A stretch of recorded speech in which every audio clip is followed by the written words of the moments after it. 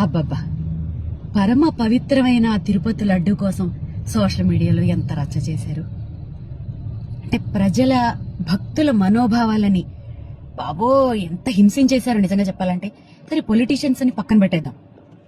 ప్రవచనకర్తలు, పండితులు, బ్రాహ్మణులు ఇలా అంటున్నాను ఏమనుకోవద్దు గాని, ఏమన్నా ఓవర్ యాక్టింగ్లు చేశారు అసలు మీరు.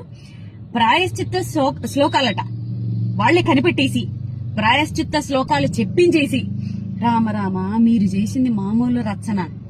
పాపం ఎంత మంది భక్తుల మనోభావాలతో ఆడుకున్నారు నిజంగా. ఇప్పుడు ఏం చేస్తారు మీ అందరూ? మరి ఇప్పుడు మీరు నిజమైన హిందువులైతే, మీరు నిజంగా వెంకటేశ్వర స్వామి భక్తులైతే అదే నోటితో సోషల్ మీడియాలో మమ్మల్ని క్షమించండి అని పోస్టులు పెడతారా? పెట్టండి, ఎంతమంది పెడతారో చూస్తాను.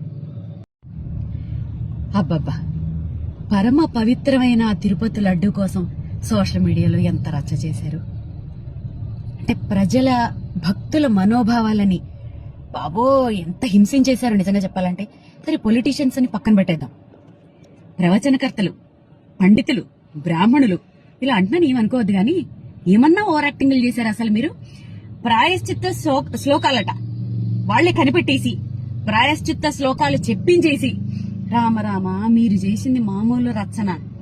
పాపం ఎంత మంది భక్తుల మనోభావాలతో ఆడుకున్నారు నిజంగా. ఇప్పుడు ఏం చేస్తారు మీ అందరూ?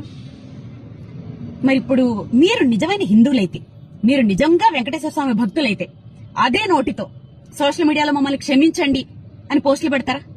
పెట్టండి, ఎంతమంది పెడతారో చూస్తాను. అబ్బబ్బా, పరమ పవిత్రమైన ఆ తిరుపతి లడ్డు కోసం సోషల్ మీడియాలో ఎంత రచ్చ చేశారు. అంటే ప్రజల భక్తుల మనోభావాలని బాబో ఎంత హింసించేశారు నిజంగా చెప్పాలంటే. సరే, పొలిటీషియన్స్ అని పక్కన పెట్టేద్దాం. ప్రవచనకర్తలు, పండితులు, బ్రాహ్మణులు ఇలా అంటున్నాను ఏమనుకోవద్దు గాని, ఏమన్నా ఓవర్ యాక్టింగ్లు చేశారు అసలు మీరు. ప్రాయశ్చిత్త శ్లోకాలట వాళ్లే కనిపెట్టేసి ప్రాయశ్చిత్త శ్లోకాలు చెప్పించేసి రామరామ మీరు చేసింది మామూలు రచన. పాపం ఎంత మంది భక్తుల మనోభావాలతో ఆడుకున్నారు నిజంగా. ఇప్పుడు ఏం చేస్తారు మీ అందరూ?